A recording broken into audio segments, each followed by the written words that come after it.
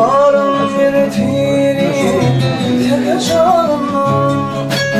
Kara taşlarını koy Tipadım şiman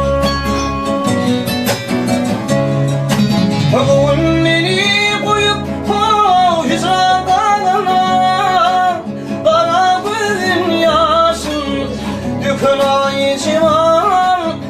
Bu sapalı çağlar gel ay ciman Bugün beni koyup koy hicranlarına Kara gözün yaşın dökün ay ciman Bu sapalı çağlar gel ay ciman Ay ciman, ay ciman, ay ciman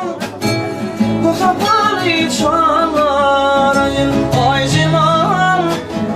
Bildiğim aramanı çeker ay ciman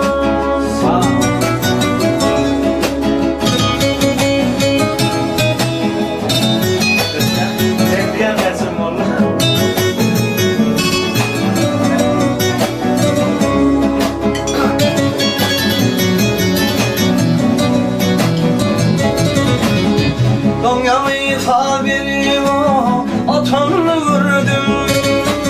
Tavuk tek sarmana geçimini vurdum Bugün seni yaşın ketenini vurdum Bindi aramanı çeker ay ciman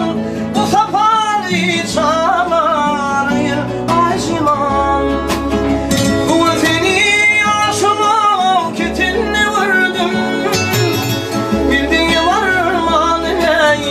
Çeken ay ciman Bu sapalı çağlar ay ciman Ay ciman, ay ciman, ay ciman Bin deyip armanı çeken ay ciman Bu sapalı çağlar ay ciman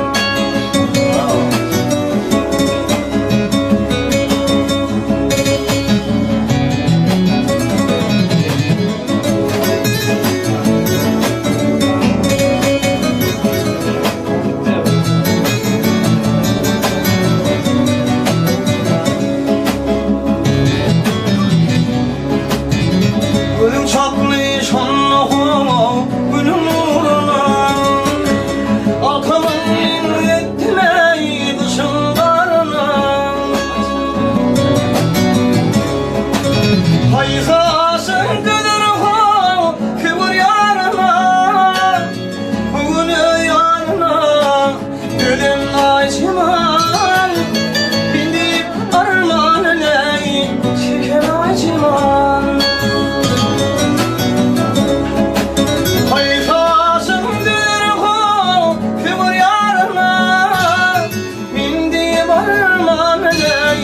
Çeker ay ciman